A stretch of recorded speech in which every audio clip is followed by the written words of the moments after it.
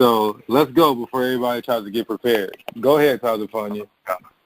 Genesis 25 and 25, and the first came out red all over like a hairy garment, and they called his name Esau. It's only one people on the planet Earth that are red all over, and that is the white man. There we go. Go ahead and get that out the way, huh? All right. Next person. Soldier Naquai. Calm right off the bat. All right. Let's go. Oh, damn.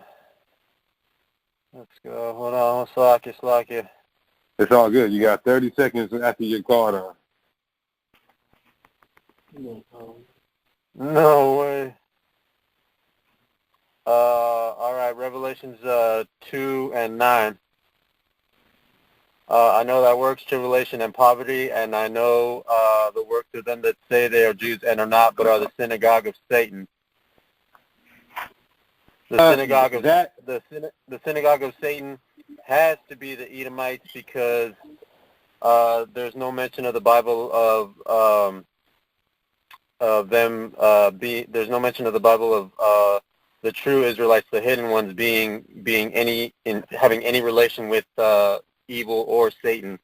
So and the only ones that are running the world right now are the Edomites, the rich Jews, the bank owners, and they are white Jewish devils.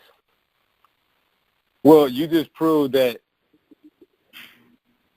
if I was to give you credit for this, all you would be doing is proving that the white man is the devil and the wicked. You didn't prove that the white man, the European, is Esau.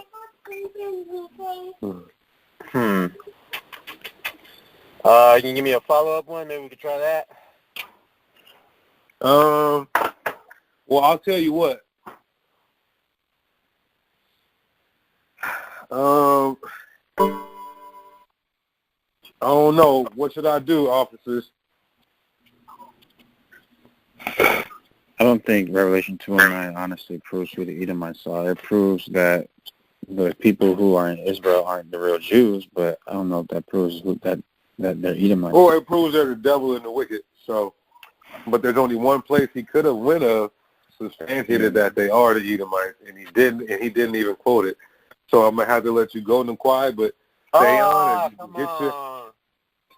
and get your precepts, brother. Get your precepts, and you'll see what I'm talking about. Next person. Are the officers participating? No. Okay. Who's up? How many officers we got on here? We got Bazak, we got Ayathan, and we got Hassad. Okay, being that this is a small amount of precepts on this topic, don't call on any officers until everybody goes, and then they can start coming in on the scholarly rounds. Go ahead. Soldier Ashraka. Can y'all hear me?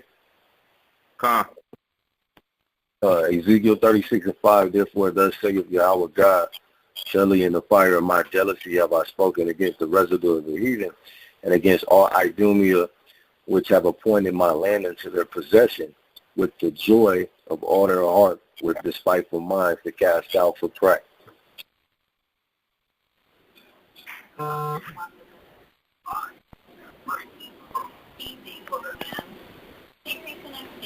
So break it down, Ak, real quick. Break it down how you can prove that that's talking about the Europeans or the Edomites. That's talking about the fake Jews that's over there right now, having all joy of their heart, having all the festivals over in our land. And as far as I know, they're the only people that really appointed the land into their possession. Somebody else was able to do a deal with them to give the Khazarians the land, but nobody was inhabiting it like that from what I know. Okay, well, so what if somebody says, this is saying that the Edomites inhabited the land of Israel? Well, I can show you where this happened during the Babylonian exile.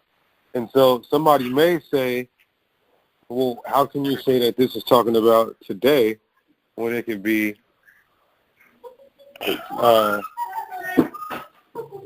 2,500 years ago.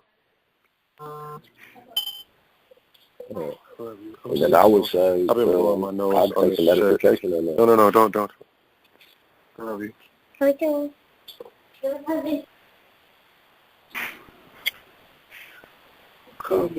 Okay. I mean, I would let it read it again, real quick. It's gonna be a short class, brothers. Go ahead. Therefore, thus saith Yahweh God, surely in the fire of my jealousy have I spoken against the residue of the heathen, and against all Idumea, which have appointed my land into their possession with the joy of all their heart, with the spiteful minds to cast out for prey. And this is still talking about the residue of the heathen and against all Idumea. So I would say they're still waiting on that punishment to be exacted. Well, I'll tell you what. Is Ezekiel prophesying? Yeah, he said, thus saith Yahweh. Yeah, but just because he's saying thus saith Yahweh in the judgment doesn't mean he's saying and it shall come to pass. Where's my Bible at?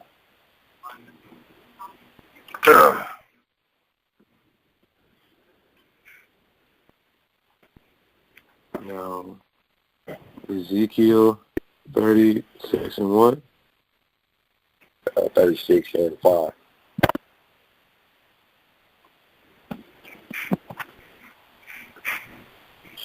Okay. It says, prophesy therefore concerning the land of Israel, and say unto the mountains, and to the hills, to the rivers, and to the valleys, thus saith Yahweh God. I just started in 6, but I brought out 5.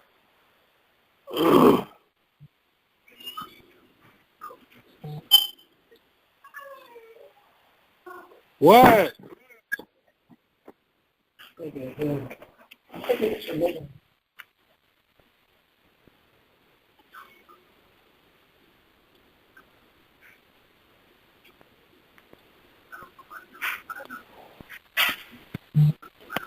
Okay, so I will give it to you. The reason I'm going to give it to you is this. What time was Ezekiel living in? The time of Babylon captivity. And we know the Babylonians weren't Edomites, right? No. So this was a future prophecy. Right. So who took our land? What? Who took our land after the Babylonians? After the Babylonians, we got it back. Who? And then the Romans. No. I mean, who the were Greeks, then before that? Like, Before that, brother. After the Babylonians. then the rest of Israel went with Assyria. Somebody help them out. What's the question again, big bro? The Persians. What's the question, Medes big bro? and the Persians. Yeah, it's the Persian. Okay, the question was who was we in captivity after the Babylonians? Yeah, right. It's Persian, Yeah, right? it's the Persian Medes. Come on, Persian Mede captivity.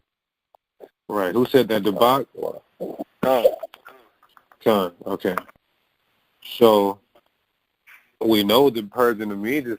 Like I said, listen, follow up closely. That's why brothers need to know their biblical timelines. And when you become an officer, you're going to start learning that as well. I'm doing a class with the captain about that. Y'all got to know your biblical timelines. So after the Babylonians, remember, Ezekiel was during the time of the Babylonians, but he's prophesying that Esau would take the land. So after we got out of Babylonia, we were in the land, and we were subjugated to the Greeks and the Medes and the Persians. Then after that, it would be the Greeks. Then after that, it would be the Romans. Then in 1948, it would be the Khazars. Now, if a Christian apologist says this happened already, he'd have to show us in the Bible and in history where the Edomites took our land from the time of Ezekiel and beyond. And he'd be put in a pickle. All right? So you brothers, if you want to use that precept, you need to know that they may say it happened already, but you couldn't show it in history unless you would have to call the Greeks and the Romans Edomites, or you would have to call the people that are there today Edomites. So that's how you use that. If they say it happened already, you ask them when, because you can't call the Edomites Greeks and Persians. I'm sorry, the Medes and Persians. I keep fucking saying Greeks. It would have to be the Greeks, the Romans, which they don't think are Edomites. They think are Japhet. Long story short, you would have a better case with you proving that the white people in the land are Edomites, and this is a prophecy of that. And no Christian would be able to go in history and find this event. They would have to concede the point. So remember that. So next person. So Yashua. I'm gonna go to Obadiah. I mean, this whole chapter is about Esau, but let me see. We can start at 3, Obadiah 1:3. The pride of thy heart has deceived thee, thou that dwellest in the clefts of the rock, whose habitation is high, that saith in his heart, who shall bring me down to the ground? Though thou exalt thyself as the eagle, and though thou hast set thy nest among the stars, and that's why I bring thee down. You can go down all the way, but the main point is, Esau dwelt in, the clefts of the rock as far as, being cavemen in Caucasus Mountains of Georgia, Russia, and all the Edomites, as far as their symbols, used the eagle as one of their main symbols. Okay, 1 second. Stole my precept. You called me first, brother. I know, right? How do you spell clefts? How do you spell clefts? Clefts, Clefts.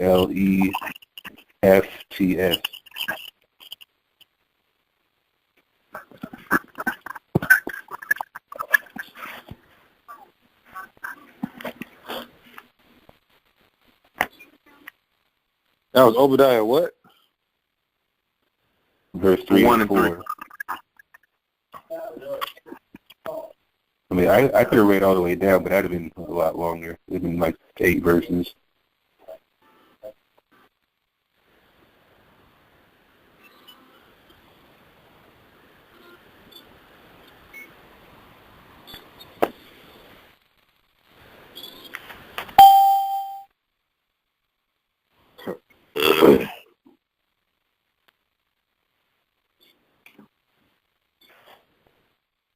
Okay, now here's a problem here. Here's a problem that I want to give this to you. You just gotta earn it. Where is it at? Verse 3. What's that? Okay, here we go.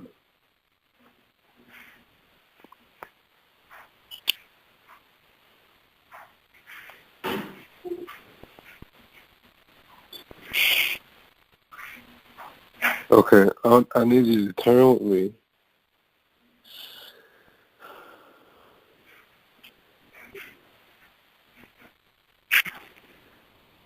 Turn with me to Songs of Solomon 2 and 14.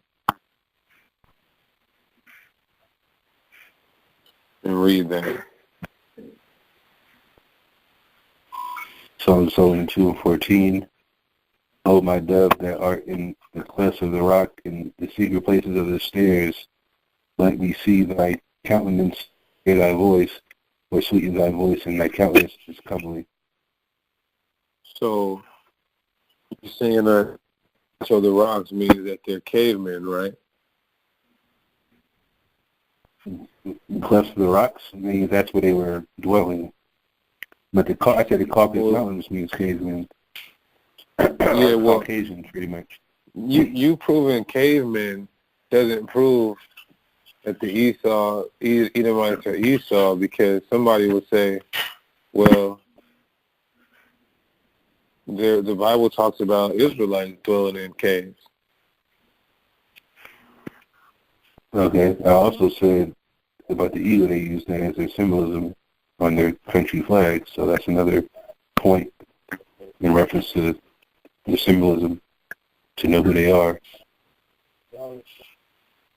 Yeah. I definitely would give it to that war. What Edomite nations deals with the eagle? America, Spain, who else? You're telling me Obadiah is talking about the Edomites of he's looking in the future and he's seeing the Edomites of today dealing with the eagle? I can't say that for sure. I definitely can't say that for sure, but it's just a spiritual thing that they, I guess, use it for us to know today, actually.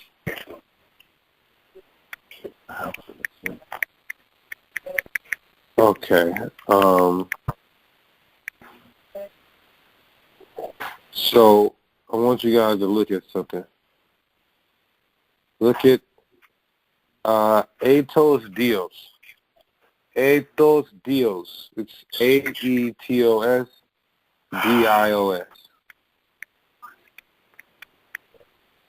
Aetos Dios. How do you spell it?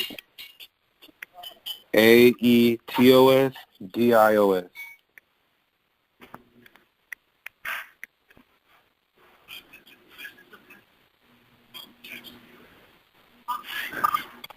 This a Roman god? Eagle is Zeus. It's 3rd century, right? So what we can prove here is that as soon as the Edomites came into the power, they started dealing with the eagle. You see? So you wanna go back into antiquity, guys. A lot of Christians don't even think America's in the Bible. So you substantiate your claim with antiquity, and then you come up to the modern day times, right? And this is so deep that I'm probably going to do a class on this at the Friday night class tomorrow. This is deep. Also, there's another god called Aquila Jarvis. Aquila, Aquila Jovis.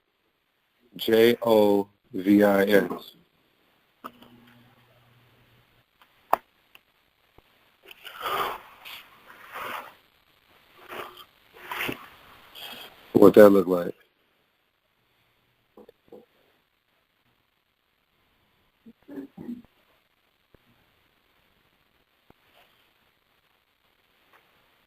Hold on, it's not popping up. I might be spelling it wrong. There we go.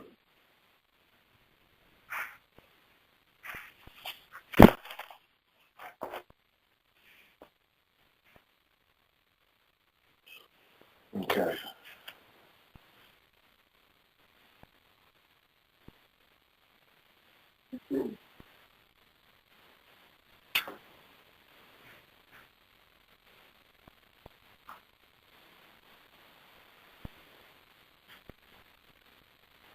All right, so that's just a little bit of ammo for you guys. Substantiate how the Edomites used the eagle with Athos Dios and Aquila. It's really called Aquila, but you won't find it unless you put Aquila. Aquila is the Latin word for eagle. All right, that's why the Romans, they had that movie about the Roman Empire called The Eagle. But we can go before that to the Greeks with Athos Dios. All right, and then you take it all the way up to Germany, Spain, and all the way America, even to this day. All right? So if you substantiate that this group of people, the Edomites, would be their symbol would be the eagle, according to Obadiah, then that's a beautiful precept to use. Next person. Soldier all night. Right, trying to hear me. That wasn't me. I got Job 9:24. The earth is given into the hand of the wicked. He covered the faces of the judges thereof. If not, where and who is he? So how does that prove that okay, white people are Edomites? Damn, you know what? That just proves giving up the hand of the wicked. And you know what? It don't. I would have to precept it with Malachi. So, okay, well, I mean, if you precept with Malachi 4:4, when it talks about, it says, whereas Edom says we are impoverished, but we will return and build the desolate places, thus saith the Lord of hosts, they shall build, throw down, and they shall call them the border of wickedness, right there, and the people against whom the Lord had indignation forever. So when said the world was given over to the hand of the wicked, precept with Malachi 1:4, it talks about the border of wickedness, and there you go. You guys want to know why I wouldn't go to Job 9:24 with any urban apologist?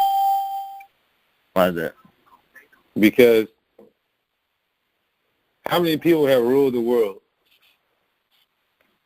But how many of them will call the border of wickedness? The earth is given to the hand of the wicked, right? Mm-hmm. So, I mean, So what about if you precept it again with First Maccabees 3 and 5 and 6? It says, we pursued the wicked and sought them out and burnt up those that vexed the word, the wicked storms the fury, yada yada yada. Well, hey, just shit. Hold on, brothers. Israelites are called wicked. All right. Well, I don't know. So like that's. I mean, I can give another one, but I mean, I know you said we only given one, so that was not one. Now, since you brought out Malachi 1 and 4, I would use that. I wouldn't use Job 9:24 by itself when dealing with an apologist, but I would go to Malachi, then Job. So since you did like that, I said no precepts. Precepts, but it's okay. It's okay. I'll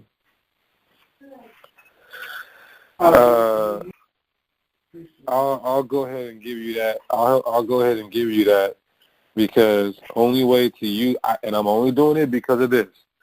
Only way to prove Esau in certain scriptures is you have to have a precept. So we only disqualified Naquai because he proved that the Jews weren't the Jews, but he didn't prove that they were Edomites. Now, he could have possibly, which is why I said stick around Naquai, you could have said they're calling them Satan, and that means they're the wicked, which Malachi 1 and 4 says they're the wicked. So you could have mentioned that, and then I would have gave it to you. So we'll add Malachi 1 and 4 and Job 9 and 24, and you can't use one without using the other. Now, there's one more precept that I can almost bet $1,000 that none of you guys are gonna go to, and that I'm gonna use, and then I'll have to use, because I'm using that, I'll have to precept it with Malachi 1 and 4. So let's continue. So Job 9 and 24 and Malachi 1 and 4 are off the table. Soldier debacle war. I'm going to go with Genesis 27 and 40. And by the sword thou shalt live, and serve thy brother, and it shall come to pass when thou shalt have the dominion, that thou shalt break his yoke off of thy neck.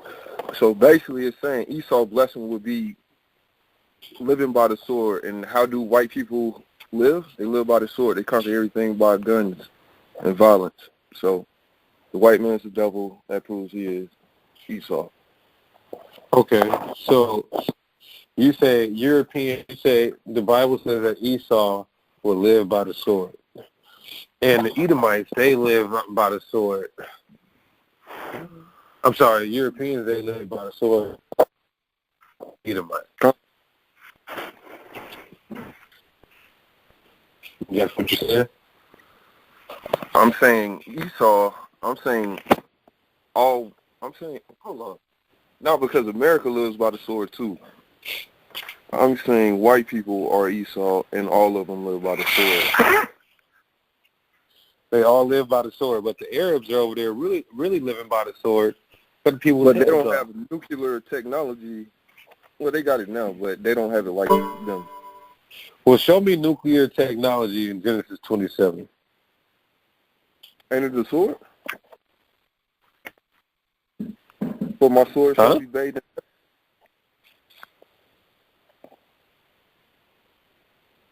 That's just the Lord's judgment coming down on people. That doesn't mean a literal nuclear bomb.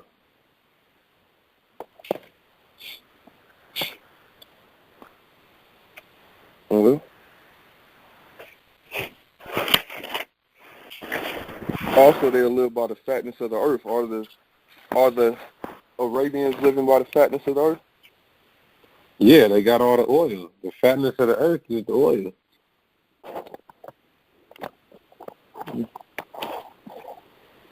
Well, you got me with the semantics. Well, that's for another 5-point lesson. But I'll give it to you. But you better be prepared that when you battle on this topic, they're going to hit you with what the sword is, and they're going to hit you with what the fatness is as well. So you said Genesis 27 and what? 39 and 40. Genesis 27, 39 through 40. Okay. That's dealing with the blessing. That's dealing with the blessing. You really said two scriptures. You really went into the sword, and then you went into the fatness of the earth, which is, they would rule the world. They would live by the sword, and they would rule the world. I mean, I'm giving it to you, but we got to have all these precepts in line because some of them are not primary, secondary. Some of them are trimary or quadrary. So somebody will say, well, everybody got a chance to rule the world, so it doesn't just mean that, they'll rule the world. So I know a perfect precept that goes with that, just thinking about it. All right, so next person. Soldier Micah. Shalom. So I would use Exodus 26 and 14, and how I would describe that is because if, here, let me pull up the scripture real quick. Salakia. Hey, I gotta let you guys know something. I wouldn't be fair if I didn't let you guys know something. You can also use history. There are certain people in history that call themselves. Well, just for that, you may not even be able to participate. Okay, I'm ready. Salakia. So we can use history, but you have to have the source. You can't just say it. So go ahead. All right. So Exodus 26:14 reads, "And thou shalt make a covering for the tent of ram skin dyed red, and a covering above of badger skin." So if you Google search or just search ram skin. Hey, for time, wait 1 second, brother. 1 second. What chapter and verse did you say? Exodus 26 and 14. 26 and 14. Okay. You're good to go. You don't even have to explain. For those that don't know, when Genesis 25 says a hairy garment, it's talking about the hairy garment in Exodus 26 and 14 that the brother's bringing out, which is a bright red. Don't let people try to say that Esau is ruddy brown. The Bible tells you what type of red he is, and that's bright red. That's the hairy garment found in Exodus 26 and 14. So you're good, brother. Next person. Soldier Nakawan. Con. Basically, the scripture is for Esau. For Esau is the end of the world, and Jacob is the beginning. Did you call your scripture? That's second Esdras 6 verse 9. Okay, Con. And what that means is that the last ruling world power will be the Edomites. And we can see that right now. This is the last, this is the end. Next person. Soldier Ramaya. Oh, he might be at work. Con, I'm at the plantation.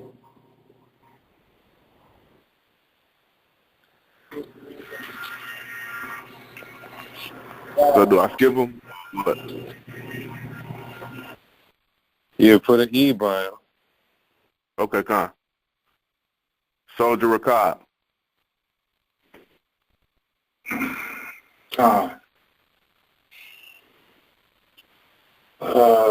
know the brother just used 2 Esdras 6 and 9. Can I use 2 Esdras 6 and 8? And he said unto me, from Abraham unto Isaac, when Jacob and Esau were born of him, Jacob's hand had first healed Esau.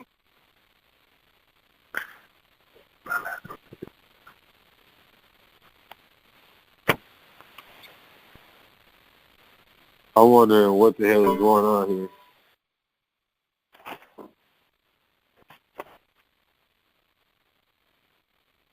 I think he waiting on you to break it down. Wait, what did he say? He used 2 Esdras 6 and 8. That's the same as 6 and 9. Disqualified. Okay. And send me them pictures of them. Send me them information on them scarves too, Rakab. Shalom. Soldier Yaquab. Con. First Maccabees 3 and 48. Somebody read it for me about Sham and the slave.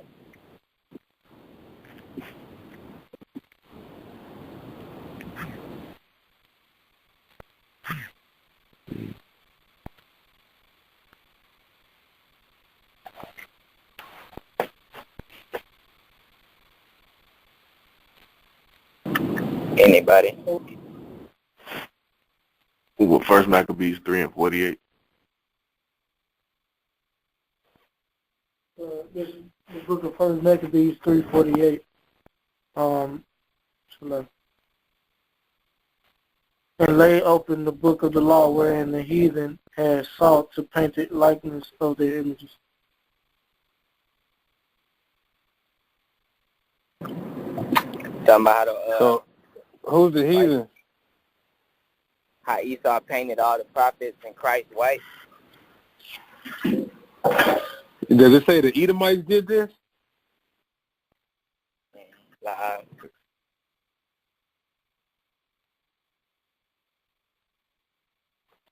Okay, so that won't be acceptable. Next person. So, okay, did I get called on? My call keep dropping. No, you didn't get called on. So wait a minute. So Deke, he good with that? Or what? Okay. Soldier, you're right. Tell him my mouth is up. Isaiah after me. All right. This is Jeremiah 49 and 7. It says, concerning Edom, thus saith the Lord of hosts, is wisdom no more in Teman? Is counsel perished from the prudent? Is their wisdom vanished? Flee ye, turn back, dwell deep, O inhabitants of Dedan, For I will bring the calamity of Esau upon him, and that time I will visit him. Oh man, I can't even hear this guy, man. Who can hear him? Everybody here. I heard him. I can't hear. I didn't hear a single thing he said. Like, He brought out Jeremiah 49:7. 7 through 11.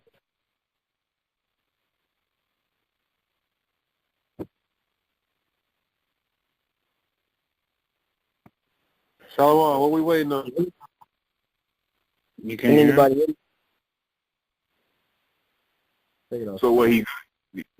Can you hear me now? Can you hear him, D? I hear you. Can y'all hear me?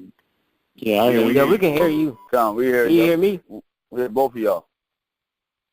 I heard silence for at least 60 seconds.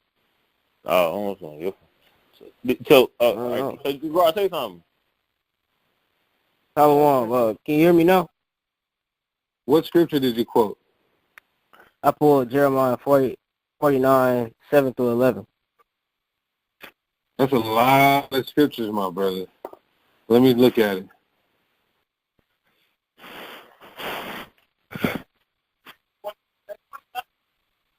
All right, well, 49 and 7.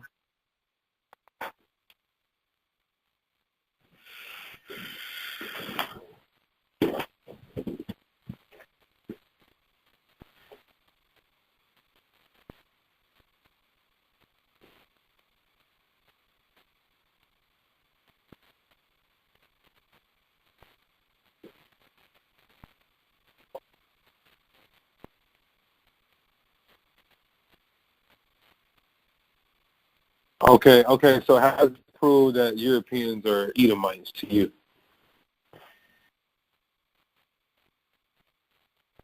So, with Genesis 25 and 25 talking about Esau being red and that being the white man, and Teman being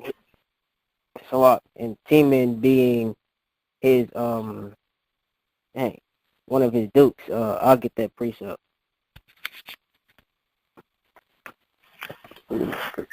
Nah, don't worry about it. Just explain yourself, brother.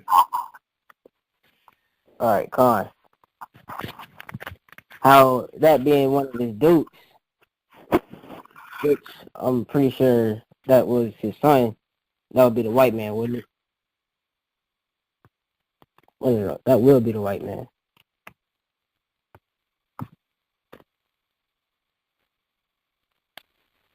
I'm going to let the officers weigh in on it. So are you saying because he's a duke and that makes him a white boy because he has a title of a duke? What about Alexander the Great? His father said he was from the Samanid dynasty. Salakia, I'm just gonna help you out. Remember, Deke said you could bring history into it, right? God. So if you're saying if it's talking about Teman and such like that, right? And then you go into Alexander the Great and this and the other, right? And then you bring in the fact that he's a Temanite. And what did he look like? You know what I'm saying? God, he was a white man. Well, yeah, we know that. I'm just saying.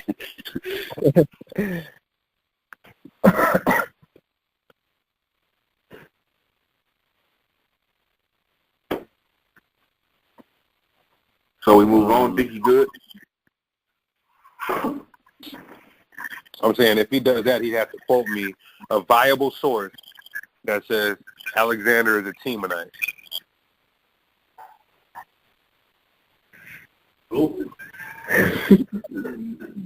Better be a Google scholar day. All right. No, it's too late, bro. It's too late. Don't worry about it. It's too late. So I'm gonna say that was a very complicated precept.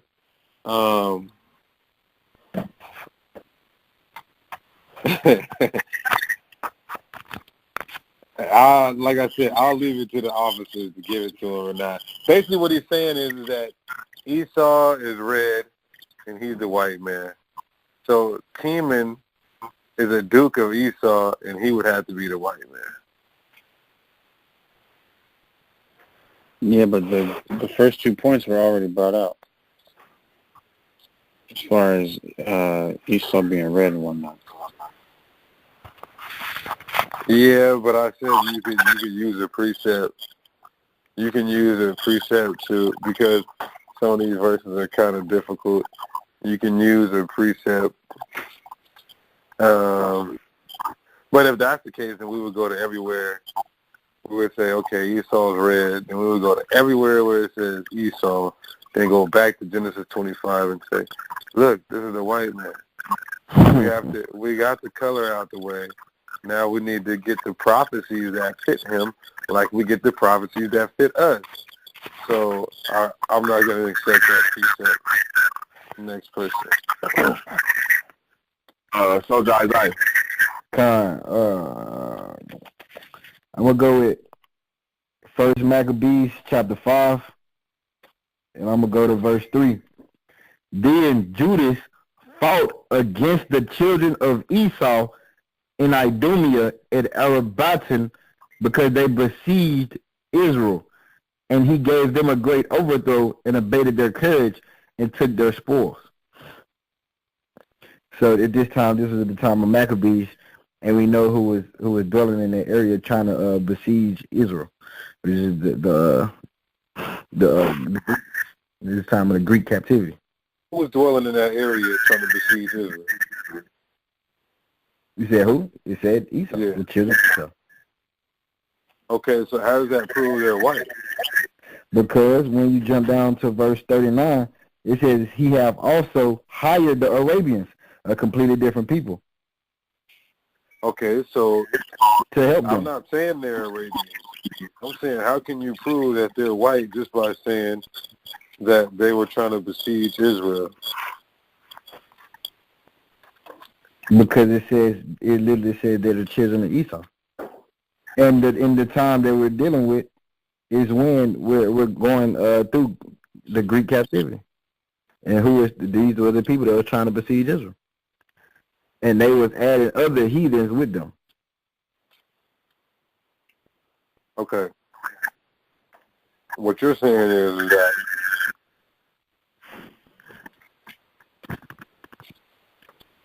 these are white people because they were in Israel trying to fight against Israel?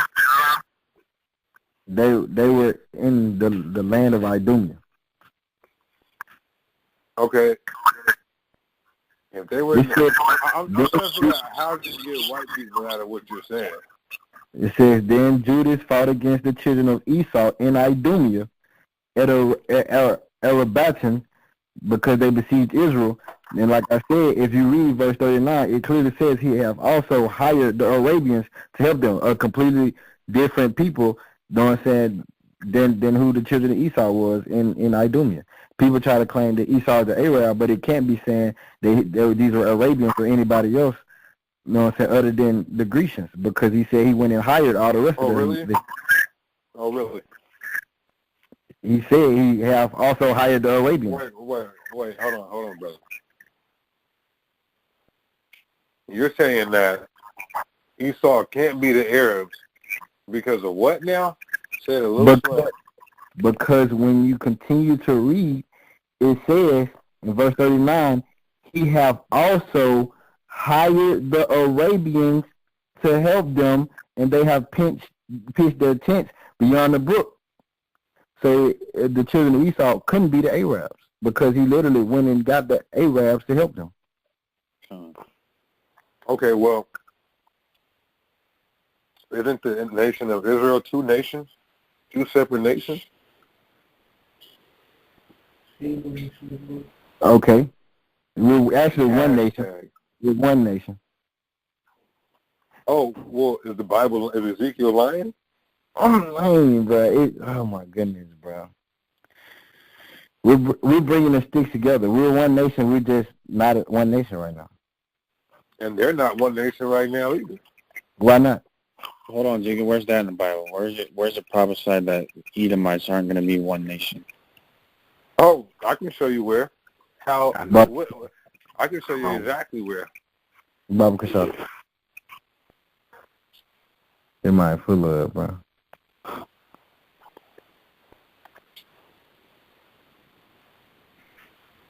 But we're going to speak as of how they're going to work on it. Have you ever heard of Amalekites?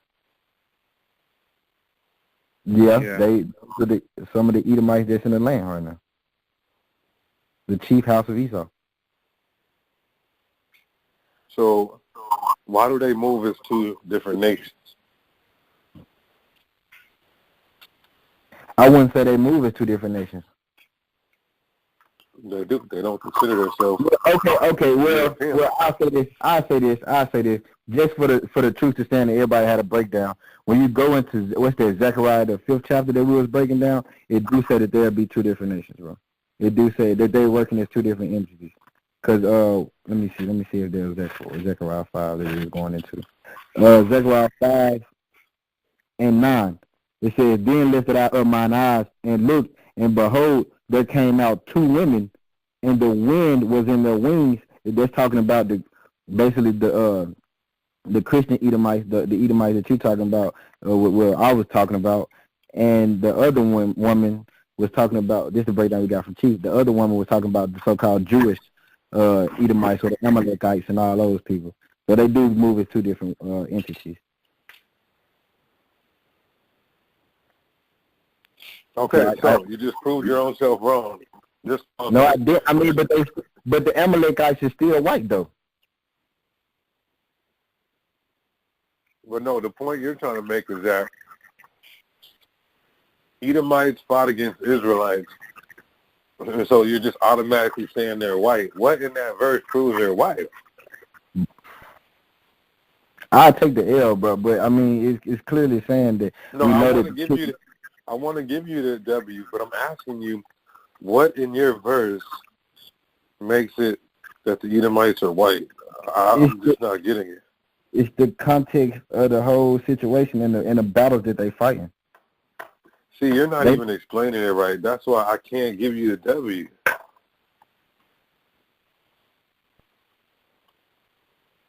If you would have said, "We know they fought against the Greeks. Those are white people." But right here saying they're fighting. No, you didn't say that. Okay. Did anybody hear him say they were fighting against the Greeks, who are white people? But right here it's saying they're fighting against the Idumeans, which they're calling the Greeks Idumeans. That's exactly what I said that in the beginning. He said it was during the time of the Maccabees, and we knew who they were fighting against. He wasn't specific though. I promise I said Grecians. I promise I said Grecians. I said Grecians. I didn't hear Grecians. Did anybody hear Grecians? Did anybody around Isaiah hear him say Grecians? Con, I did. I said Grecians. Uriah standing right next to me. He said I said Grecians. Of course, he's gonna fight for you. No, I heard him say it. No, I'm playing. All right, you got two witnesses. He's in, but he's on a tightrope. Next person. That's cool. So the Isaiah Bungad. I got over here Revelations 12 and 9, and the great dragon was cast out, that old serpent called the devil, the deceiver, and Satan, which deceiveth the whole world. He's deceiving the whole world right now. The so-called white man, who was cast out to the earth, and his angels were cast out with him. Okay, so what you're doing is you're proving to me that the white man is the devil. You're not proving to me that the white man is Esau.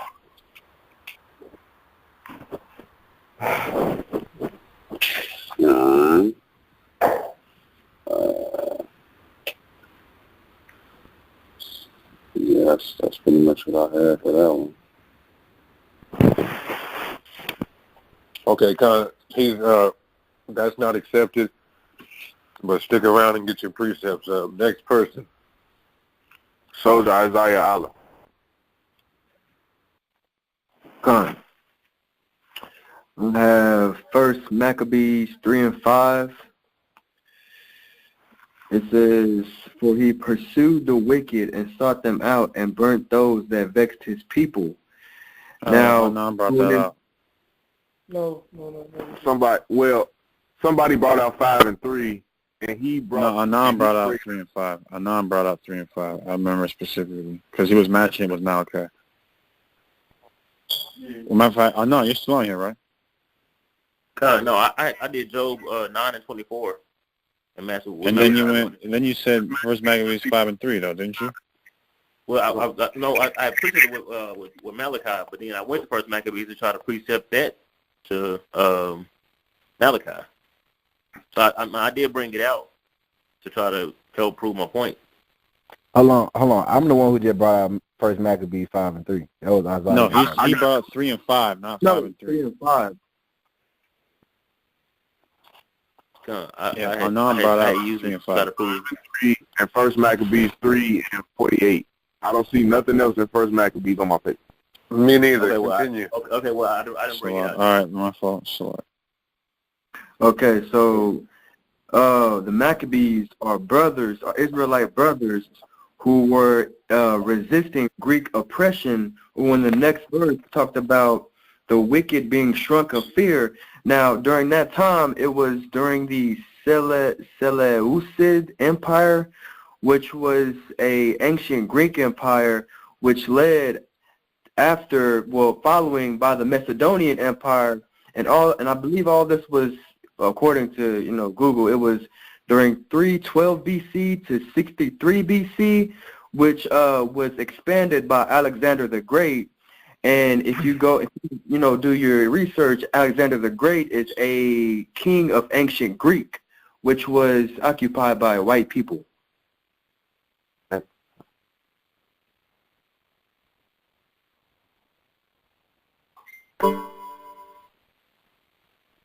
Hello? Deke. Yeah. So, I don't know. I'll let it slide. Choose. Yeah, I'll give it to him. All right, next person. Soldier Kasab. He ain't here. He in the hospital. I just seen him on here. He is on here. I'm looking at him. Oh, all right. He's probably in the hospital if he don't respond. All right. Soldier Marsha. Oh, Marsha. Marsha. Yeah. Can y'all hear me? Can everybody hear me? Yes. What? Okay. So I'm gonna go to Micah 4 and 10. It says, "Be in pain and labor to bring forth, O daughter of Zion, like a woman in travail. For now shalt thou go forth out of the city, and thou shalt dwell in the field, and thou shalt even go even to Babylon. There shalt thou be delivered. There the Lord shall redeem thee from the hand of thy enemies." Okay. And then if I need a precept there, I can precept it. But basically, is Deke there? Yeah, I'm here, and I'm here to reject your precept. Next person. Deke. So I got. So what's up? Wait, let him plead his case. Yeah. Okay, here's Psalms 137 and 7. It says, "Remember, O Lord, the children of Edom in the day of Jerusalem, who said, raise it, even to the foundation thereof. O daughter of Babylon," so Edom being equated with Babylon, right? Who are to be destroyed. Me personally, I wouldn't say that. I would say he's addressing Edom in the previous verse, and then he's addressing the Babylonians in the next verse. Mm-hmm. Well, here's the thing. If Israel is being delivered in Micah 4 and 10, right, then second Ezra. But Micah 4 and 10 already happened already. How did Micah 4 and 10 already happen? We were delivered from ancient Babylon. Okay, this is talking about America Babylon, or it's talking about mystery. Because you can pair it up easily with Revelations 18 and 2. Let's see. And he cried mightily with a strong voice, saying, Babylon the great is fallen and is become the habitation of devils, and the hold of every foul spirit, and the cage of every unclean and hateful bird. Going into Revelation 18 through 4.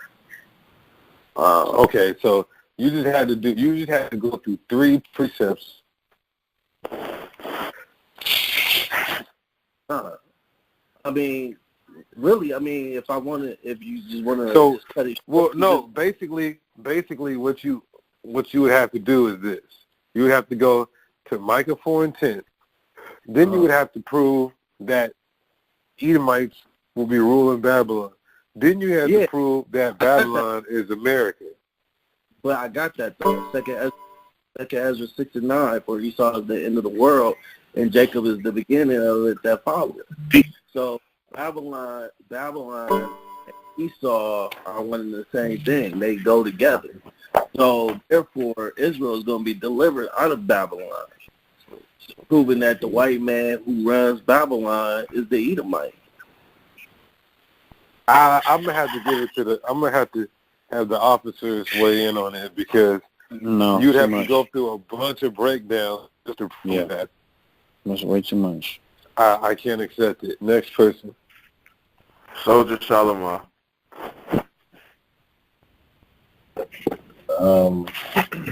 Was Hebrews 12 and 16 brought up? Nope. Oh. Okay. Lest there be any fornicator or profane person as Esau, who for one morsel of meat sold his birthright. You're going to say the white man is the most profane? Yes. Gosh. Well, what does profane mean?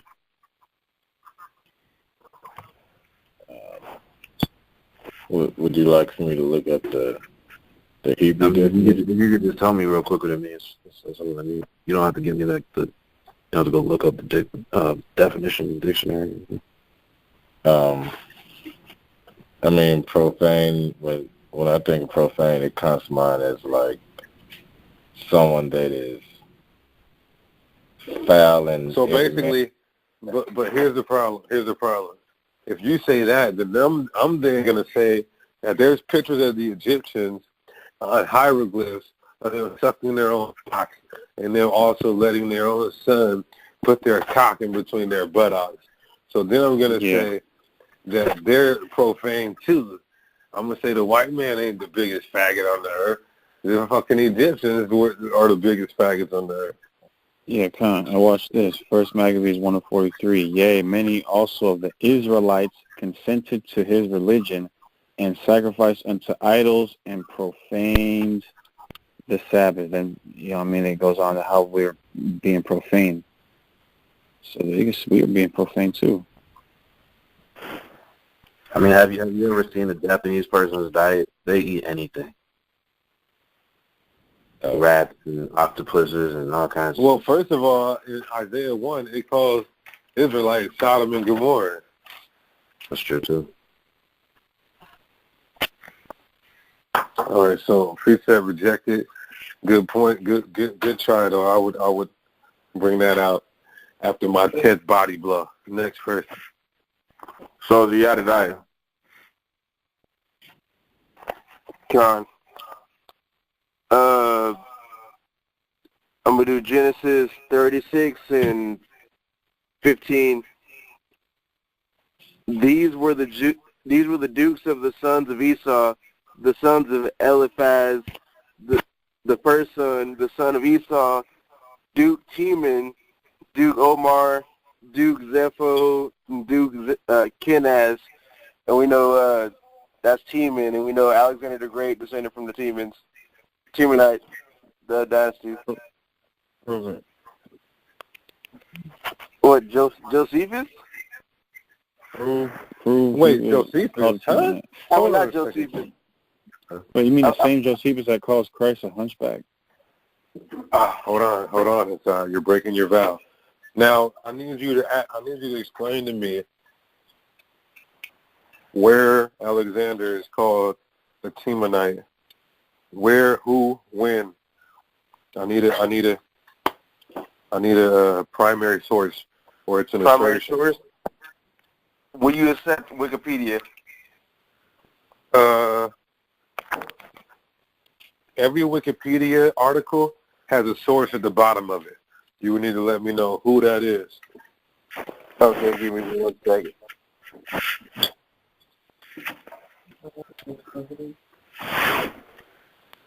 Y'all be out here struggling on the highways trying to prove Esau, man. This is crazy. We can't come into this truth and just believe something just because a brother, we see the prophets on the corner, and we look up to the prophets and we're excited about being Israelite. And we just take what the prophets. It'll be a little bit different on the highways because we're able to use precepts to prove what we're saying. But when we can only get one scripture, without a precept, it's hard to prove Esau with just one scripture. You need precepts. Well, not necessarily. We still got about 10 brothers in this thing. And they're going to be struggling right now. I got an extensive precept list, and they all require precepts. Well, this is called good. Like I said, I'm trying to make you. Wait till them 10 brothers come. You're gonna be like, yeah, you was right. Is Yadadiah good? No, he needs to give me a. He's got 60 seconds. Okay, wait, hold up.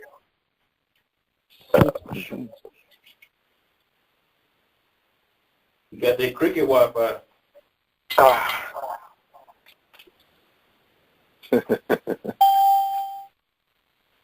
It would be the one with those sources. Yeah, so that's an assertion. Look, like Wikipedia, I don't think it has sources because anybody can change it. You can go on there and change Wikipedia. Well, I got another website. Listen, it's called Bridam.org. You can change it, but if there's not a reliable source at the bottom of it, I wouldn't use it. You'll get ate up. So if you wouldn't change it and put a source that didn't pop up or exist, and nobody knew what scholar validated it, it wouldn't count. I got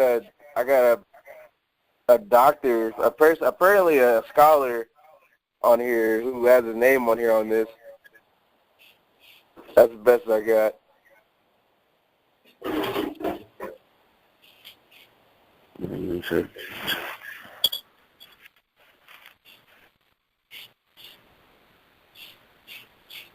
So,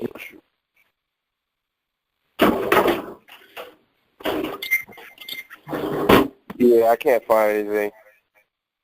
I forgot what it was called though. Don't worry, you did good, brother, but I got to let you go because of those readily available. Next person. All right, This is Second Maccabees. Can I bring out two separate? I'm gonna bring out two separate scriptures in the same chapter. Second Maccabees 10:5. Now upon the same day that the strangers profaned the temple, on the very same day it was cleansed again, even the 5 and 20th day of the 7th month, which is Cassie. and I'm gonna jump down to verse 15 just to get the point. And there was all the Idumeans having gotten into their hands the most commodious holds, kept the Jews occupied and receiving those that were banished from Jerusalem. They went about to Noah's wharf. So we know the Idumeans are the so-called Edomites, and the strangers that it's referring to. You can go back to Obadiah. Wait, where in Obadiah? I'm trying to get this specific verse because you brought this out on that Old Testament, that Esau the Arab dude. It says, in the day that the stranger stood on the other side? I think so. Hold on. But I wasn't saying that all I was trying to do was confound him, because he said Edomites are never called strangers. The strangers that stood on the other side are the Babylonians. In Obadiah or in Maccabees? I mean, either way, like, it says the Edomites sacked the temple, and we know those were the Grecians. So I'll give it to you. Next person. All right, I'm going to bring out Deuteronomy 28:68, and the Lord shall bring thee into Egypt again with ships by the way whereof I spake unto thee. Thou shalt see it no more again, and there ye shall be sold unto your enemies for bondmen and bondwomen, and no man shall buy you. We know this is talking about the biblical Israelites that were coming to America, sold on slave ships by white people, and they were sold as bondmen and bondwomen, and nobody has saved them out of their plight yet. I'm going to have to let Esau disqualify you. Oh, okay. Yeah.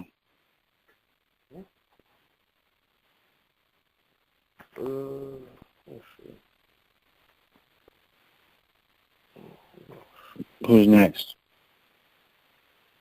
I'm going through it up. I think it's Ashbaka. Yeah. So Africa. Ezekiel 7:24. Wherefore I will bring the worst of the heathen, and they shall possess their houses. And I will also make the pomp of the strong to cease, and their holy places shall be defiled. When Antiochus came through and wickedness was multiplied in the earth, those rats did defile our temples, and we did have to cleanse them out. They did possess our houses.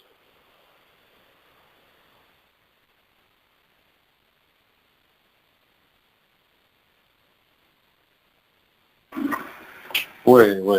Read that again.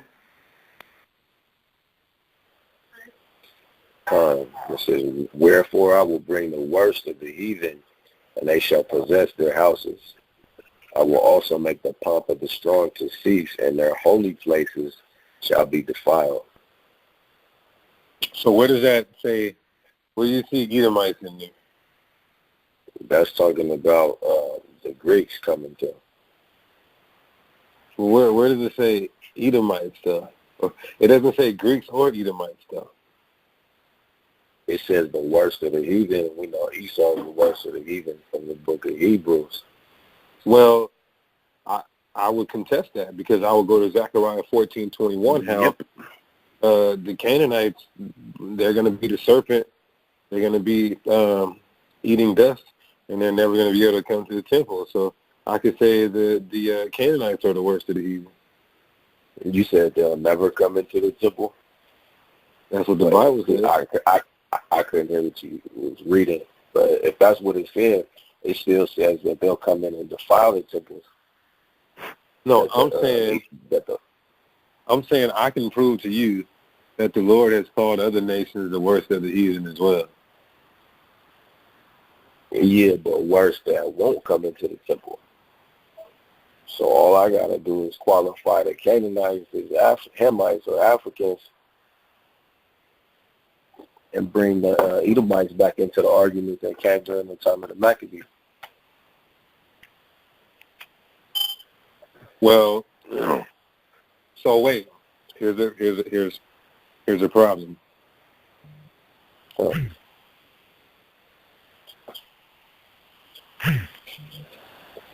you telling me that Ezekiel 7 was fulfilled in the Greeks, in the Greek captivity?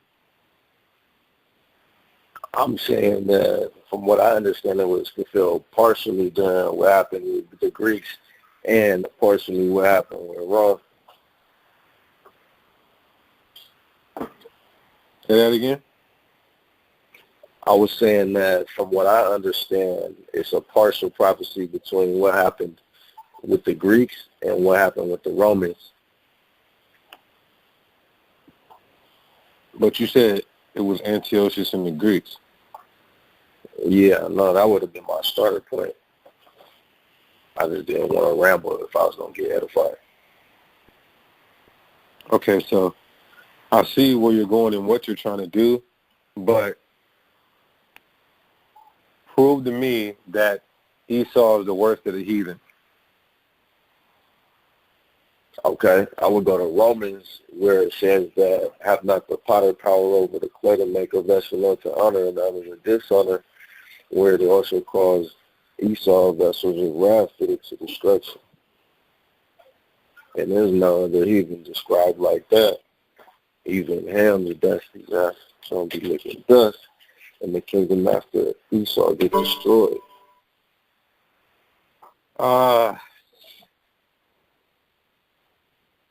That's a whole breakdown, Doc, to go into. You got to go into how Esau is the worst of the heathen. Then you have to go into the Greek captivity and the Roman captivity. And it's just a lot to deal with without being precise and concise. This is more like a sit-down class that you're doing right now. We're getting ready for highway activity. So I won't take it. Next person. Soldier Debacle War. No. Salaki. Ayashawat. No, you see me. I'm going to go with First Maccabees 1:1. And it happened after that Alexander, son of Philip the Macedonian, who came out of the land of Chittim, had smitten Darius, king of the Persians and Medes, and he reigned in his stead, the first over Greece. And Macedonians were a Greek kingdom, and obviously Greece is another predominantly white people at that time.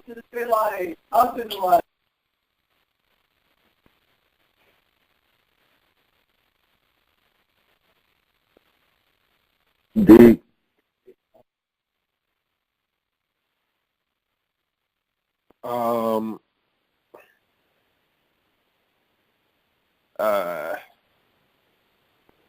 I didn't really catch what he was trying to do, what he was trying to interpolate. I was saying that the Macedonians is a Greek empire, and Alexander was basically the first dominant Edomite over Greece. Macedonians are the Edomites. Macedonians were Edomites? They were Greeks. Can you prove that? They fought against the Maccabees, so they fought white people, correct? Well, Arabians fought against the Maccabees too. But they weren't Grecians. They weren't Macedonians. You can't prove Macedonians are Greeks. In the Bible or just in history? Either or. It says Macedonian. Let me see. Macedonia was an ancient kingdom on the periphery of archaic and classical Greece, and later the dominant state of Hellenistic Greece. That's in Wikipedia.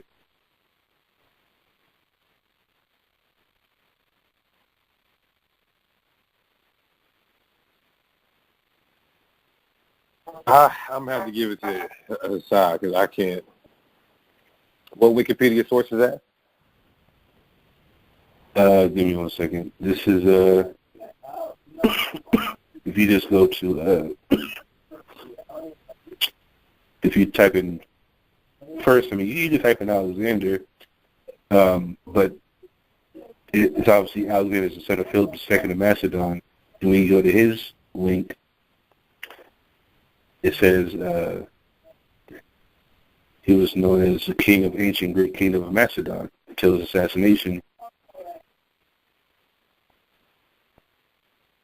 So it says it's a Greek kingdom. Okay, I'm going to have to give it to Esau. What does that have to do with proving that they're Edomites? Because the Greeks were Edomites in the time of the Maccabees. How can you prove that?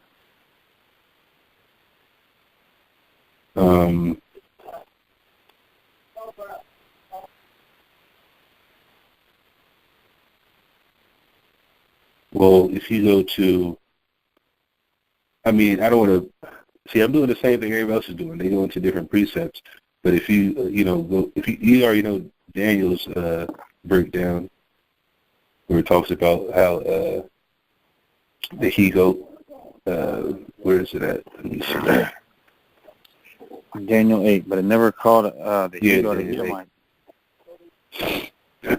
But bro, you know the breakdown though. I don't know the breakdown. I'm just about? Somebody who's here to confound you. I'm a Christian. What do you mean I know the breakdown? I understand. Well, I guess if I can't use that, let me see. It's not that you can't; it's that it doesn't make sense. Yeah, that's a lot of information for the street teaching. So, I mean, Daniel 7 says similar information. Good try. Next person. Salakia. If I can say this, Ayash, always remember, man, there's encyclopedias. All right? Encyclopedias? Yeah, like ancient history encyclopedia. Yeah, not Wikipedia. There's encyclopedia. Just wanted to point that out, young brother. So look up what? Macedonians encyclopedia? Philip of Macedonia, if that's what you want to do. All right, next person. Soldier debacle war. He already, no, next. He's not, He already went. No, I ain't go. Debacle didn't go. Debacle didn't go? I didn't go. Go ahead, Debacle. No, I went to, this is the second round, right? Right, No. you didn't go. Go ahead. Hold on, hold on, did he go in the first round? Yes, he did. Go ahead, Debacle. But I thought, what about us, the officers? Are we not going? Yeah. Okay, well, you know what? It might be time to bring the officers in. Let the bot go, and then let's add these officers in. All right, come on. I'm going to go with Amos 9 and 8. Behold, the eyes of the Lord are upon the sinful kingdom, and I will destroy it off the face of the earth, saying, I will not utterly destroy the house of Jacob, said the Lord. I'm going to drop down to 11, showing that this is prophecy, like kingdom. Wait, hold on. Who's the sinful kingdom right there? It's actually talking about Israel, but I'm going to use it for America like a twofold. Okay, so what I'm going to do is I'm going to have to reject your precept and disqualify you. Especially in the second round. You can't take something and use it, especially when we're trying to get to the level where we need to be, where we're not getting confounded. You can't take a verse that is meant for Israel and apply it to something else.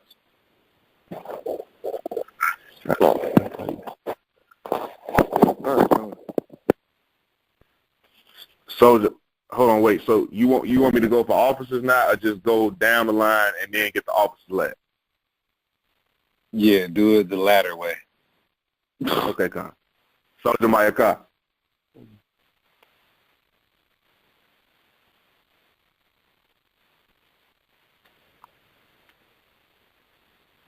Get off mute, Op.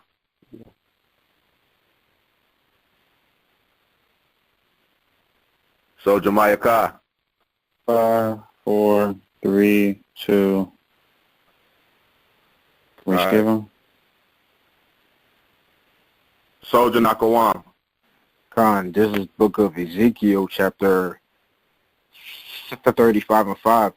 Because thou hast had a perpetual hatred and hast shed the blood of the children of Israel by the force of the sword in the time of their calamity and in the time that their iniquity had hidden. Therefore, as I live, said the Lord power, I will prepare thee unto blood, and blood shall pursue thee. Saith thou hast not hated blood, even blood shall pursue thee. And this is a prophecy against Mount Seir, which is Esau. How does that prove that white people are Edomites? Because the white man always had a perpetual hatred towards Israel, which are the so-called blacks and Hispanics. But you freed us from slavery, huh? We're not technically free, but Well, you can leave All right now. What's stopping you from leaving? Get the fuck out of here, nigger.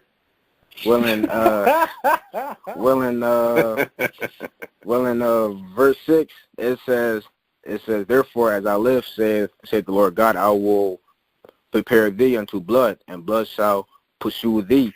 See, thou hast not hated blood, even blood shall pursue thee. Most of these cops are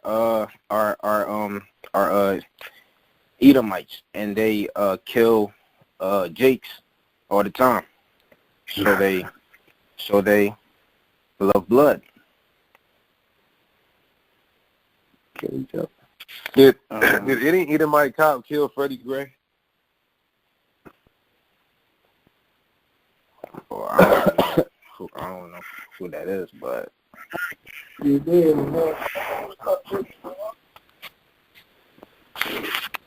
well, look, mostly these cops. Oh yeah, and the slave masters killed the slaves all the time. You ever heard of the Arab slave trade, Doc? But Don't you know Arabs have people in slavery right now? Taking too long, man. It's 12 o'clock this time. I say no, but it's up to you, Deacon Swap. Yeah, it's getting down to the wire, and there's too much to interpolate. Next person. Archon. Soldier Isaiah Allah. Hold on, Soldier Isaiah still in here, bro. Okay, yeah, because you're not on the thing. All right, go ahead, Op. Well, this my phone had died, so I'm not sure if anybody brought out Matthew 2, dealing with Herod. No. Well, I go to Matthew 2:1. Now, when Yahushua was born in Bethlehem of Judea, in the days of Herod the king, which he was a Roman king of the Romans, and I go to prove that his lineage went back to Idumea. Well, you can't prove that he was white. Well, I know the Romans were. The Romans was a mixed society. But he specifically went back to Idumea. How does you prove a Herod is an Edomite prove that Edomites are white people?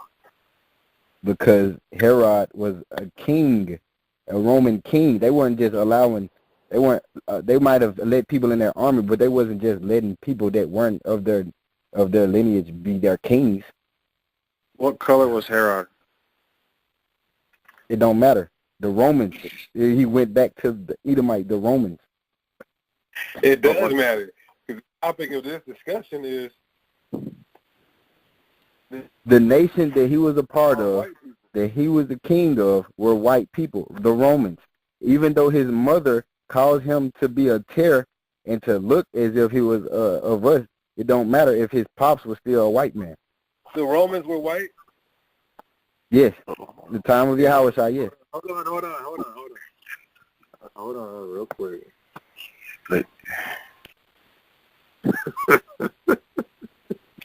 Don't do it, D.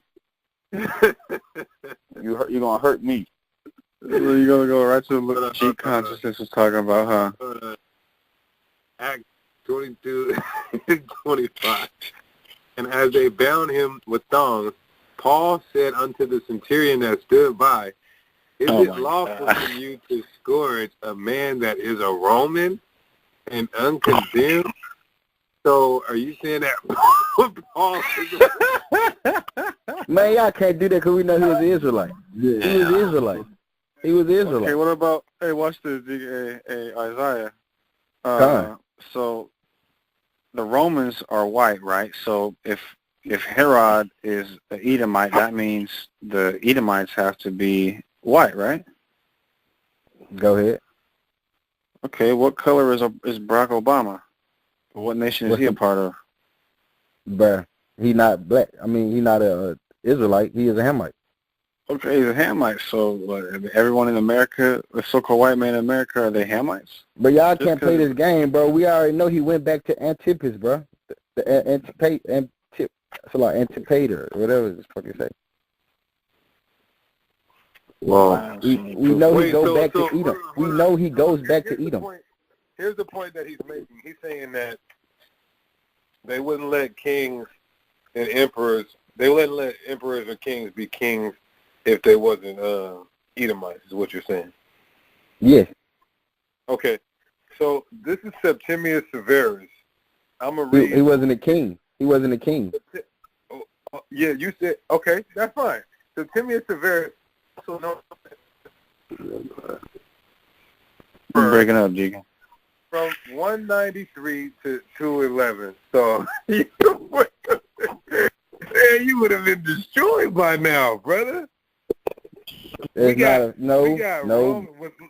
Septimius Severus a white man? No, he wasn't. What was he? He was Israelite. Okay, so precept rejected. Next person, because we got to cut. But y'all folks playing, bro. Y'all, all right, that's cool. Hey, you just got ate up, man. You said it's straight, but it ain't no big deal, bro. I'm guaranteeing y'all done used that before, but it's all good, bro. It's straight, bro. Let me tell you something. As the Lord lives, only time I go to Herod being an Edomite is to prove that the Edomites still exist, because they say the Edomites were done away with. That's the only time I use Herod as an Edomite. I mean, you already admitted that he didn't look like a white man. But the point is, his father was white, bro. How do you know his father wasn't Arab, wasn't African? His mom was. How do you know his father's mom was an African? I'm sorry. How do you know his mom was African and his dad was?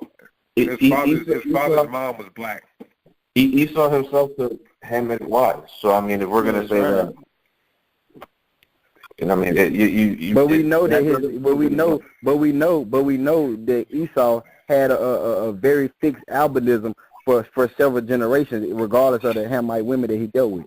So we can't even do that. You can't do that. You can't do that, Ayathan. I know the breakdown. I know the breakdown, though. It's cool, bro. I'm out. Here's what you're doing. Bro, watch yourself, man. Here's what you're doing. You're saying you know the breakdown. When you on the street, just because you know the breakdown doesn't mean that the other person that you're talking to that's challenging you will ever understand that breakdown. How the melon never changed for generations and generations. You can't even prove that to them. So just always be aware. That's not in the Bible. That's not in the Bible. That's something that we believe by faith. So you got to understand the 5-point ministry. There's debating, and then there's edifying. This point will be debating because we're challenging you. So it'll be some brothers who you can tell this to, and they're just receiving it as edification. Then you have these people who are running up on us who want to challenge us. So, next person. Yeah, I know, but it's fair.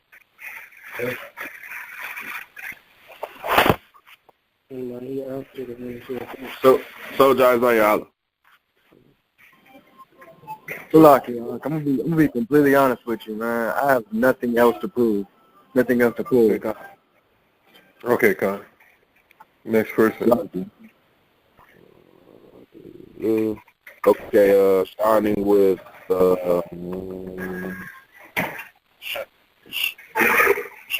Shatab Azak. Con, Wisdom of Solomon 14:12. No, you can start at 15. You know what I'm saying? Wisdom of Solomon chapter 14, verse 15.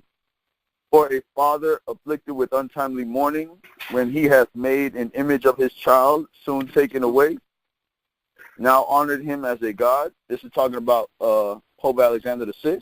You know what I'm saying? The Borgias, you know.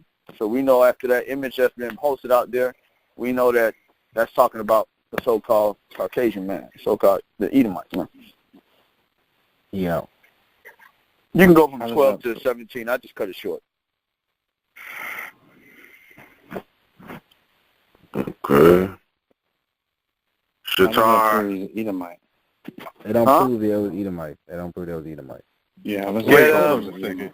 Hold on, man. How's a soldier gonna tell an officer that don't prove he's an Edomite? I asked the officer to weigh in if I'm not listening or if I didn't catch it, brother. So with that, I'm gonna let Hassad or Ayathan weigh in on it. My question to Shatar Bazak is, how does that prove that individual is an Edomite? Well, we can go into the understanding that, you know, just like it said before, the Job 9:24, how it cover up the faces of the judges. Who's the greatest judge that ever walked the earth? Mashiach Yahushua. All right. And then but where's the Edomites at? Where's the Edomites at in Job 9? Where does it say Esau or Edomite? Because you got to understand, where was Job located? In the land of Uz. So he was around Esau. So you're telling me that Esau had the earth in Job's time? Yeah. The earth the realm he was living in was under the Edomite rulership. So you're telling me the Edomites were performing iconoclasm in Job's time? No. But in the time of the Maccabees and the Greek captivity time, yes, they were. So Job was richer than his Edomite friends. So how did they have control of whatever realm he was in? Jordan's richer than a lot of Caucasian people as well. Oprah as well. Okay, so but you said that they had control of the earth during his time. Yes, sir. When did Job exist? Job existed during the time of King Uz. You ain't gonna find Y'all go ahead, man. I'm listening. Okay, next person. Shatar Ayathan. I'm going to go to Lamentations 4:22. The punishment of thine iniquity, this is prophecy. Punishment of thine iniquity is accomplished, O daughter of Zion, meaning finished. He will no more carry thee away into captivity. So this is pursuant to our last captivity. We're not going into no more. He will visit thine iniquity, O daughter of Edom. He will discover thy sins. And this ties into Esau being the end of the world and Jacob being the beginning of that fall. Yeah,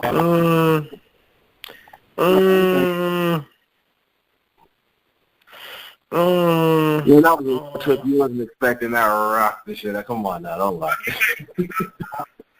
Okay, I'll give it to him because it has an end time connotation, and then you'd have to go to one precept to prove it.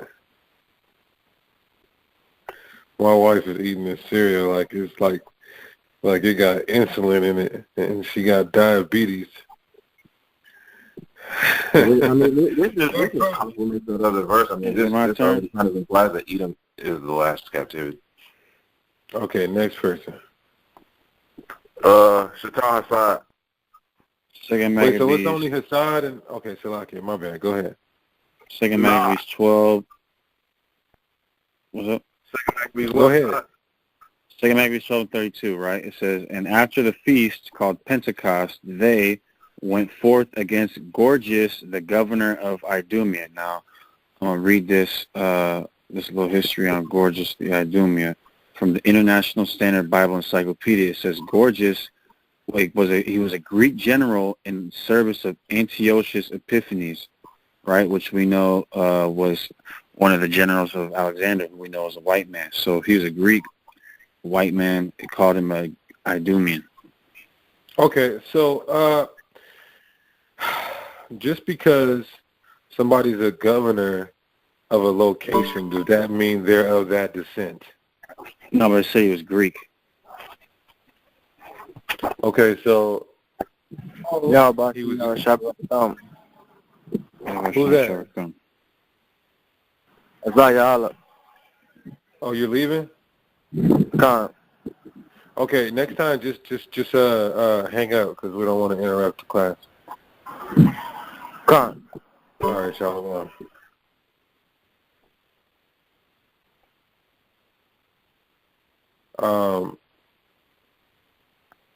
Okay, I don't know about that. It's still not proving anything. They say he was an Idumean.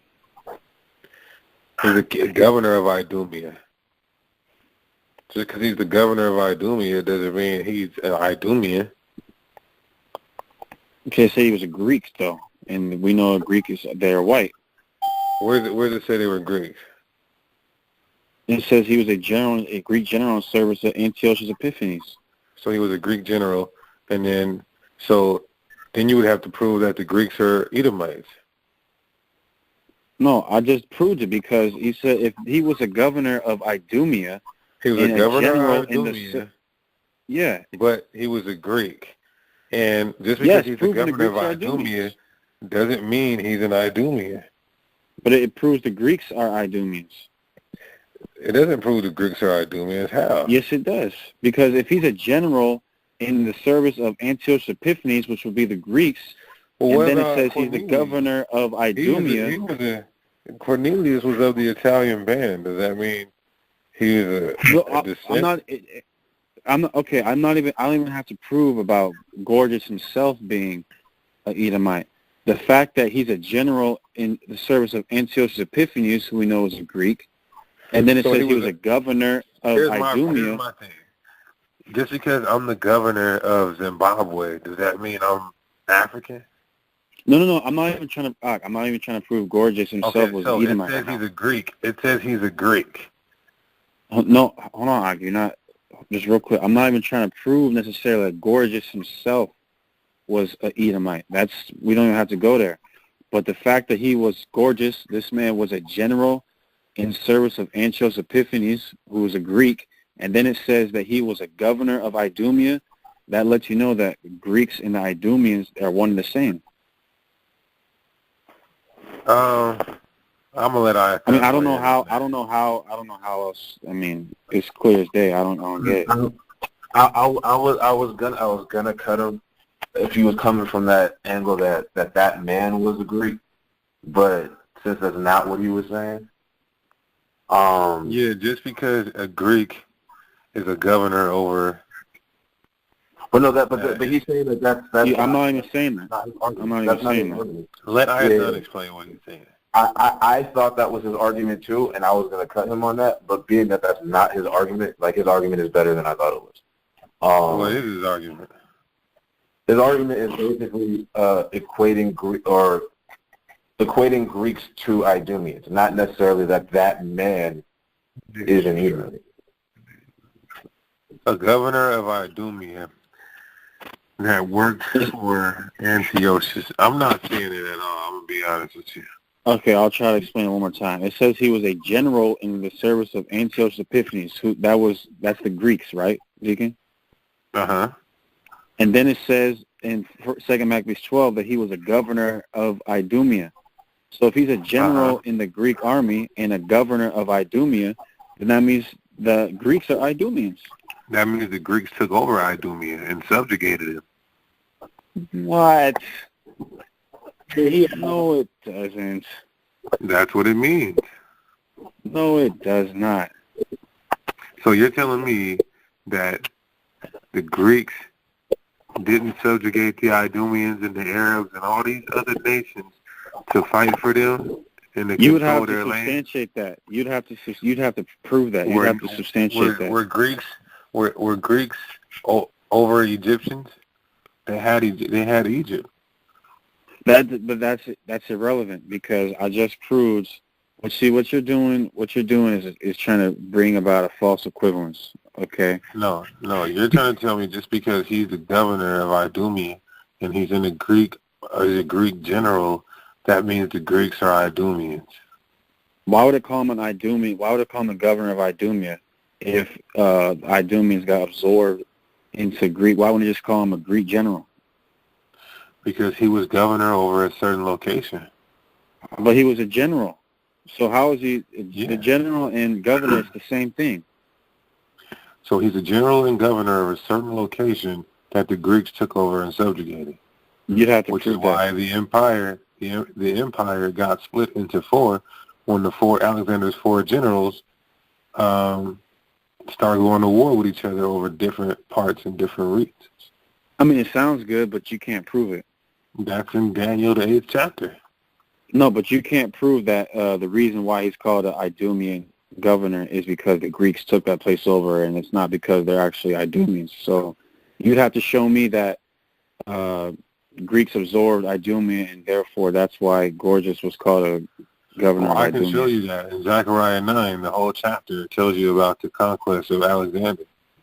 Yeah, but you can't prove, though, that that's why he's called a governor of Idumea.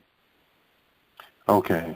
I'm just not seeing it, and once again, you're out. Are you serious? Unless Ayathan thinks it's good enough.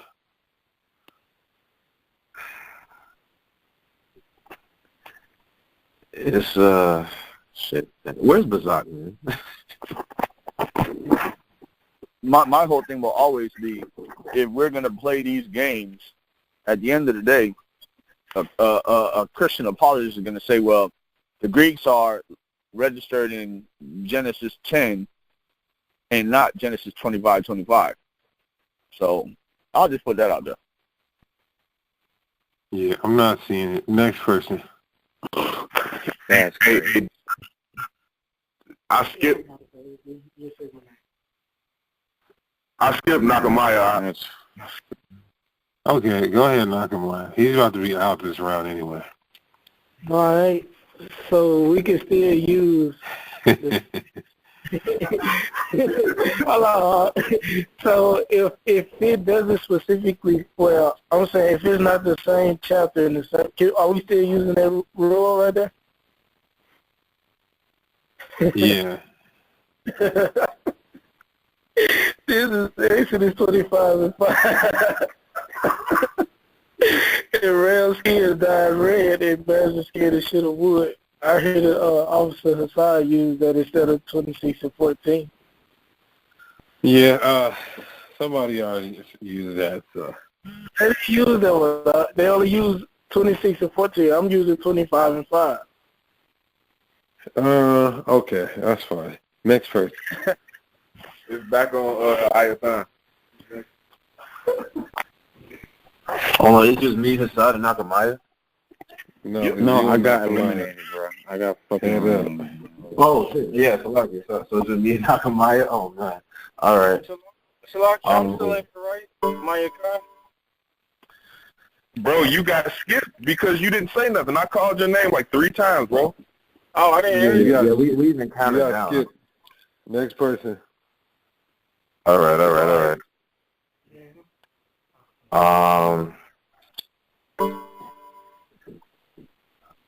Okay. Amos 1:11. Anybody get that one?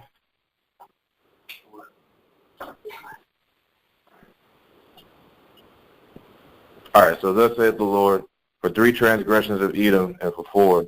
Oh, man, why? Can y'all not hear me? Can we hear you? Oh, what happened? So we're not on the call? No, you're on the phone. He can't hear the hit because he was using mine. Mine dropped. Oh, okay. Where was I? Okay. Can y'all hear me?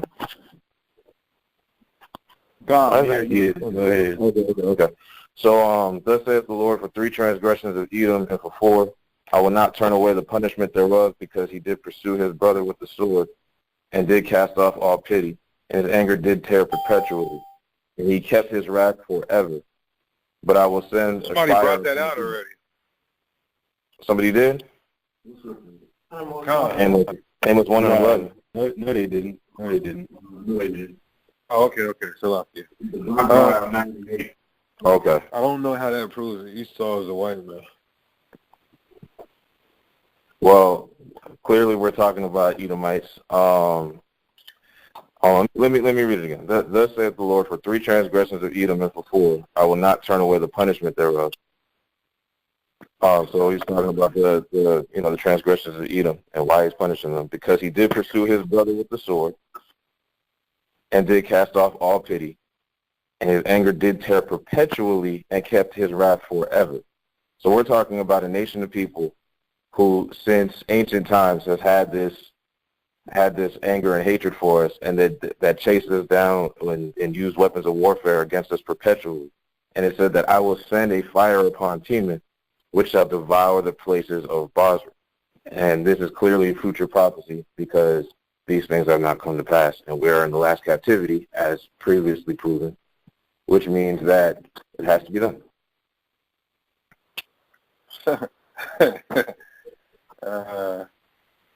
So you're telling me Teman was never burnt, fired?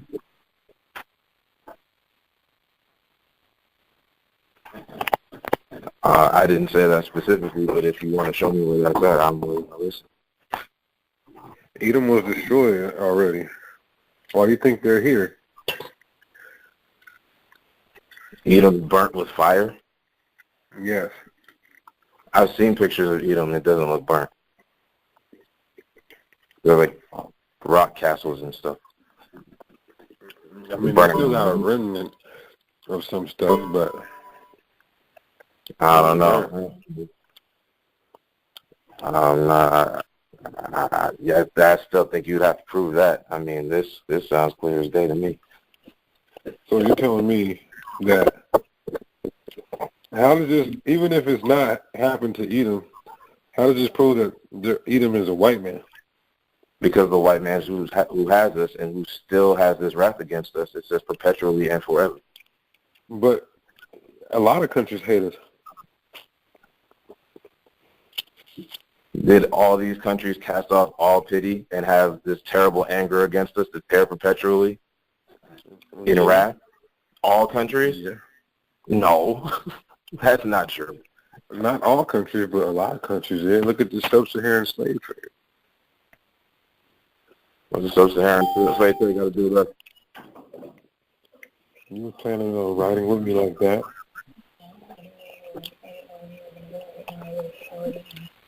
Lots of people went into slavery. It's not just as simple as slavery. Well, the Arabs still hate us to this day. You see other Africans still hate us to this day. There's slaves in Libya. A lot of Arabs are not perpetually oppressing and subjugating and killing us. How do they feel about it? So what does perpetually mean? Continual. So you're telling me we've been continually oppressed by the white man? Sorry, I didn't hear you. Was it? We've been continually oppressed by the white man? Yes. What about the What about the what? The Dark Ages.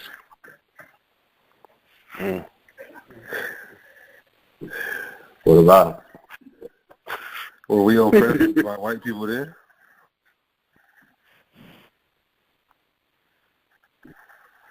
Well, the Dark Ages, no, hold on. Let's possibly on that. Well, first of all, that doesn't disqualify the fact that they would have still had that hatred for us. It said, and his anger did tear perpetually. So that doesn't mean that. So you'll literally tell somebody that in power that whole time, and you'll when literally tell somebody that because it says that Esau has a perpetual hatred for the Israelites. Not simply that. Now guess what you got to do. Now guess what you got to do. Prove the blacks and Hispanics are the Israelites. Man, you could have done that for anybody's precepts instead of prove blacks and Hispanics. No, you're saying because of the hatred for the Israelites, this is the white man, this is the European, this is the Edomite. So now you got to prove that the Israelites are black people.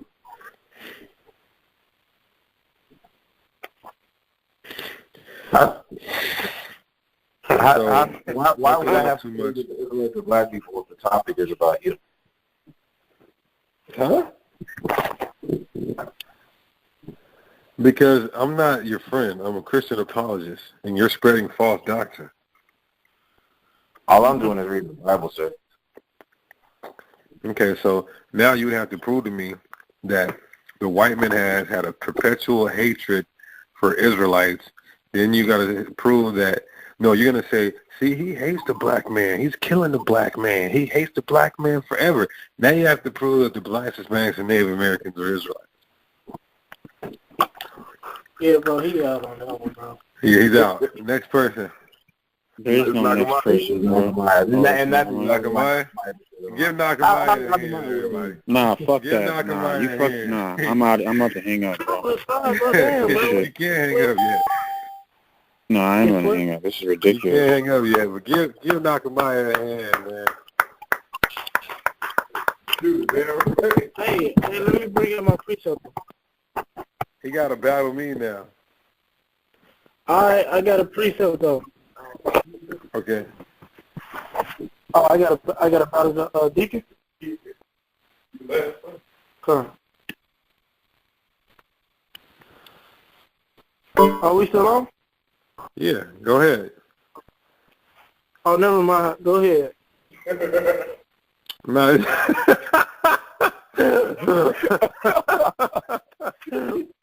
It's your turn, Doc. No, it's your turn. You say I got a battle you. Go ahead. Okay, I'm gonna go to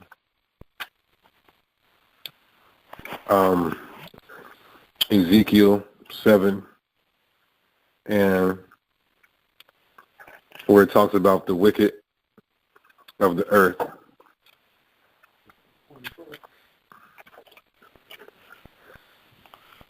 Ezekiel 7:24. Wherever it says the wicked of the earth. The worst of the heathen. No, the wicked of the earth, not the worst of the heathen. 7:21, I think.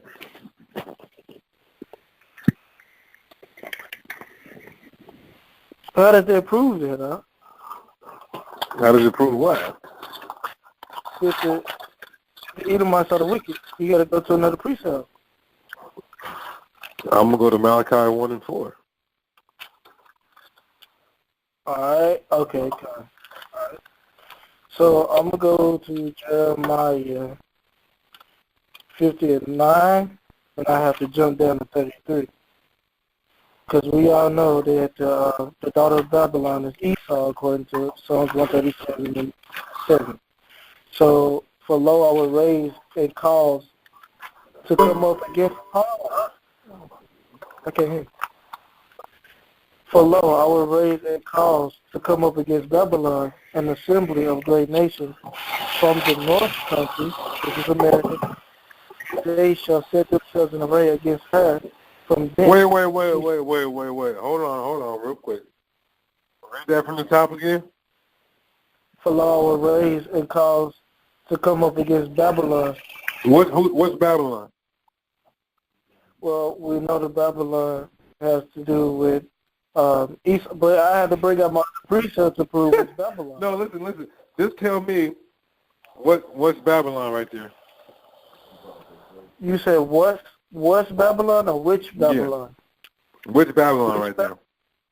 Just talking about the mystery Babylon. America? Okay, keep going. From the north country, and they shall set themselves in a Who's the north country? You said who's the north country? Yeah.